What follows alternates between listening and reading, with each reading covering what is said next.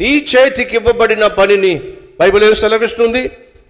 ఏ పనైనా సరే శక్తి లోపము లేకుండా చేయి. శక్తి లోపం లేకుండా చేయి, పొరపాట్లు జరగకుండా చేయి. సాధారణంగా ఈ రోజుల్లో చాలా మందికి ఒక జబ్బు ఏంటి తెలుసా? ఏదైనా ఒక బాధ్యతను అప్పగించండి, 1,00,000 సాకులు చెప్తారు. మళ్ళా చెప్తున్నా, సాకులు చెప్పేవాడు సాధించలేడు, సాధించేవాడు సాకులు ఎన్నటికీ చెప్పడం. ఎందుకు హోంవర్క్ చేయలేదో? కరెంటు పోయిందండి. ఎందుకు హోంవర్క్ చేయలేదు? క్లాస్లో టెక్స్ట్ బుక్ మర్చిపోయానండి. ఎందుకు హోంవర్క్ చేయలేదు? జ్వరం వచ్చిందండి. ఎందుకు హోంవర్క్ చేయలేదో?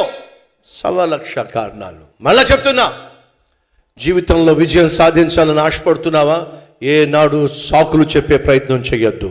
సాకులు చెప్పడానికి నువ్వు అలవాటు పడిపోయావా? ఏనాడు విజయం సాధిస్తానో అనే కలలు